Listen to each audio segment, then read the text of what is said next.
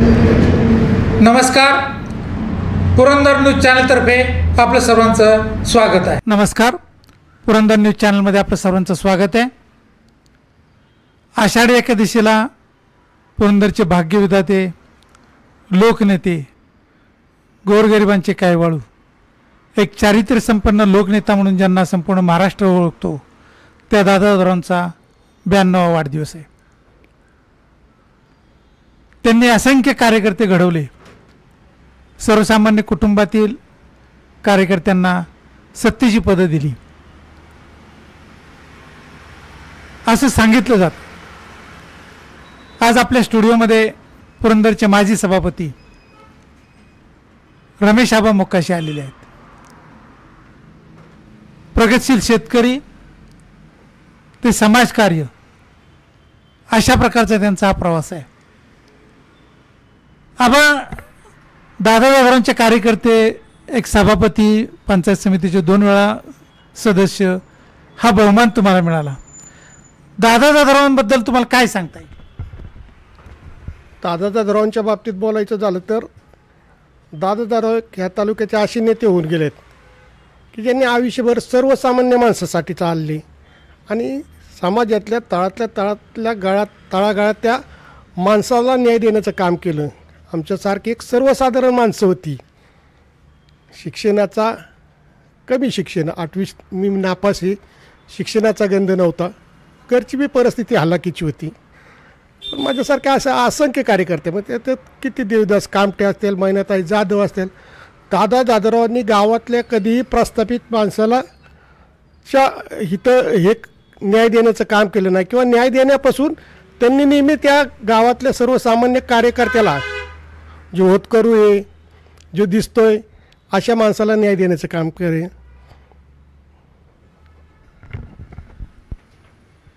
दादासाहेबांच्या स्वभावाचे अनेक पैलू आहेत. तुम्ही एखादा राजकीय घडामोडीत, राजकारणामध्ये तुम्ही त्यांच्या जवळ होता, एखादा काय प्रसंग सांगता येईल का? दादाराव तसे अष्टपैलू नेतृत्व, अनेक पैलू आहेत. दादाराव तसं शिकायचं म्हणलं तर एक विद्यापीठ आहे. मग तुम्ही व्यावहारिक ज्ञान असेल, शेतीचं असेल, राजकीय असेल, सामाजिक असेल, सर्वसामान्य माणसाला न्याय देण्याचं काम असेल, अनेक प्रकारचा अनुभव त्यांना आहे. आणि अनेक प्रकारचा अनुभव असल्यामुळे त्यांच्या वाटचालीवर वाटचाल करून आमच्यासारखी मंडळी आजही 20 वर्षापूर्वी 2005ला आमची सत्ता गेली तरी आजही समाजामध्ये चांगल्या प्रकारचं स्थान आमचं निर्माण आहे. आणि दादासाहेबांच्या बाबतीत अनेक प्रसंग सांगण्यासारखे आहेत. पण निवडणुकांचे असतील ते इतके दादासाहेब समोरच्या माणसाला जसे दिसत होते की बाबा एक साधा चेहरा किंवा ही, पण दादासाहेब तसे फार असे डिरिंगबाज बी होते. असे कुणाला सहजासहजी घाबरायचे नाहीत. त्यातला एक प्रसंग सांगतो मी. आम्ही मला वाटतं 99च्या इलेक्शनला काय असंच पिसवऱ्याला गेलो होतो. पिसवऱ्याला गेल्याच्यानंतर रात्री 11 साडे11ला प्रचार सापला होता. गाठी बिटी हा कार्यक्रम होता. मी होतो, ते सुरेश नाना गिरमे एक होते गाडी चालवायला, आणि दादासाहेब होते. समोरची मंडळी एक 5-50 मंडळी समोर जमलेली की बाबा 11:30ला दादासाहेब इथं कसे. आमचे एक तिथले कार्यकर्ते होते, शिवाजी नाना कोलते, असे 4-5. त्या गावात ताकद कमीच, 5% ताकद. आम्ही त्या बाकड्यावर बसलो. असं साध्या कार्यकर्त्याचं हॉटेल होतं, त्याच्या बाकड्यावर बसून चहा पित होतो. समोरची मंडळी रात्रीचं 11:30च्या दरम्यान गावातली लोक ते एक 5-50 तरुण घेऊन तिथलाच एका नेत्याचा भाऊ असा हे करत होता. मी म्हणलं दादासाहेबांना आपण पुढच्या गावात जाऊ. ते म्हणलं नाही थांबू, तुम्हाला भीती वाटते का? तुम्ही म्हणलं नाही. तर दादाराव हे आयुष्यामध्ये सगळ्यांना वाटत होते की एक कधी कुणाला भिणारे नेते नव्हते. पण ह्याचा अर्थ असा नाही की त्यांनी कुणावर अन्याय बी केला आहे. तर त्यांनी कुणावर अन्यायसुद्धा केला नाही. सर्व समाजातल्या लोकांना, सर्व तळागाळातल्या घटकांना न्याय देण्याचं काम दादासाहेबांनी केलं. अनेक प्रसंग आहेत त्यांच्या बाबतीत सांगण्यासारखे. आता तुमच्या गोरोडी परिसरात किंवा तालुक्यामध्ये दादासाहेबांची काय महत्त्वाची 2-5 काय कामं सांगता येतील का तुम्हाला? तालुक्याचं सांगायचं झालं ना सर, तर 2002चा दुष्काळ पडला होता. दादासाहेब राज्याचे कृषी राज्यमंत्री होते. त्या टायमाला दिसल तिथं साईट, म्हणजे समजा प्रत्येक वाडी वस्तीवर दादा जाधवरावचे कार्यकर्ते होते आणि त्यांनी नुसतं सांगायचं की इथं मातीचा पाझर तलाव आहे, तिथं सिमेंटचा बांधारा आहे, तिथं रस्ता आहे. माझ्या माहितीप्रमाणे सांगतो, मी त्या टायमाला पंचायत समितीचा उपसभापती होतो. रामदास तात्या जगताप हे त्या टायमाला पंचायत समितीचे सभापती होते. तर जवळजवळ 1,500 मातीचे छोटे मोठे बांधारे, पाझर तलाव असतील, नाला बलडिगा असतील, असे 1,500 मातीचे बांधारे आणि 1200 सिमेंटचे बांधारे या तालुक्यामध्ये दादा जाधवरावांनी हे केलं.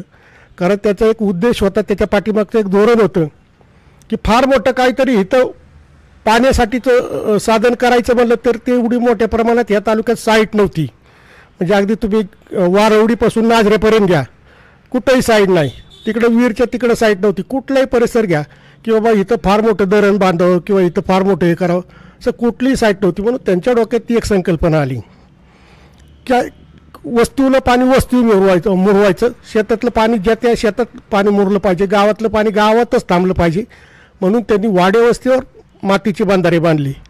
त्या गावात असणाऱ्या वाड्यावर सिमेंटच्या साखळी पद्धतीने इतके बांधारे बांधले ना की हे पाणी त्याला, ते पाणी त्याला. त्या टायमाला सुद्धा 2002च्या दुष्काळाच्या नंतर परत तालुक्यात दुष्काळ नाही पडला. मग पुरंदर जलसिंचन सारखी योजना असेल की जी गोत्याची बिवरीने उचलली, त्या टायमाचे तत्कालीन पाटबंधाऱ्यामध्ये मंत्री महादेवराव शिवणकर होते. ही पण आपल्या पुरंदर तालुक्याचा कायापालट होणारी फार मोठी योजना या तालुक्यामध्ये दादासाहेबांनी राबवली की ज्याच्यामधून 50-60 गावांना चांगल्या प्रकारचं सिंचनाचं काम झालं. आजही पूर्व भागामध्ये त्या टायमाला जायचं म्हणलं ना सर, उन्हाळ्यामध्ये, आता आम्ही दुष्काळाच्या टायमाला त्या जागा बघायला जायचो, सर्वे करायला जायचो की बाबा कुठंही बसेल ते कृषी खात्याचे अधिकारी घेऊन जायचो, पाटबंधारे खात्याचे अधिकारी. तर अक्षरशः त्या बाभिवले किडे असे चिंचिन करायचे. आता तुम्ही कधी पूर्व भागात गेला असेल, आलिशान बंगले आहेत, ऊसाचं क्षेत्र वाढलेले, फळबागांचं क्षेत्र वाढलेलं आहे. आजही आपण बघतोय की कशा पद्धतीनं लोक सांगतात की नाही आता आम्ही आहे ती जमीन करू. विमानतळासारखा प्रश्न, पण लोक सांगतात की नाही आम्ही आहे ती जमीन करू, पण आम्ही आता इथून हलू शकत नाही. मग हे कशाचं होतं की त्या टायमाला दादासाहेबांनी पाणी आणलं होतं. त्याच्यानंतर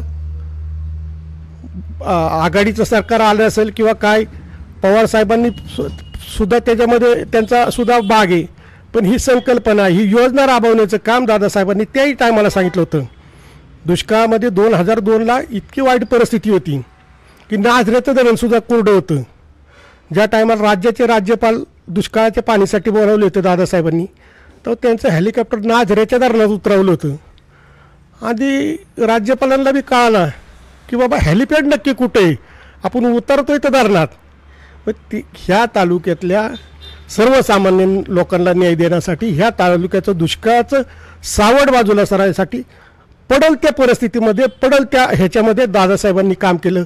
मग अगदी राज्यपालांना आणायचं असू द्या किंवा त्यांना मिळलेल्या त्या सत्तेच्या 4.5 वर्षाच्या ह्याच्यामध्ये ह्या तालुक्यात जितकं सिंचनाचं काम करता येईल हे दादासाहेबांनी केलं. ह्या तालुक्यातल्या सर्वसामान्य माणसाला न्याय देण्याचं काम लोकनेते आदरणीय दादासाहेब जाधवरावांनी केले. धन्यवाद सभापती. खऱ्या अर्थानं दादांच्या जीवनपटातील काही क्षणिक चित्र सभापतीने आपल्यासमोर उभी केलेली आहेत.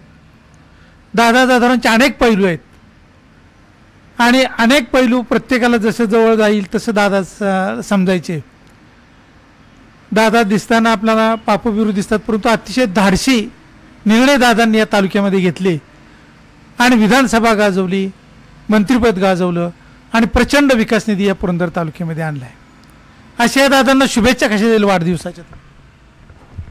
दादांना शुभेच्छा काय, दादा म्हणजे आमचं काय, म्हणजे उद्या जरी आखाडी एखादंच आपण पंढरपूरच्या पांडुरंगाची साजरी करत असेल तर आमच्यासाठी पुरंदरमध्ये दादा जाधवराव पांडुरंगापासूनही येतं किंचितही कमी नाहीत. अशा दादांना आमच्यातर्फे, आमच्या कुटुंबातर्फे दिल तितक्या शुभेच्छा आणि सदिच्छा या कमीच आहेत.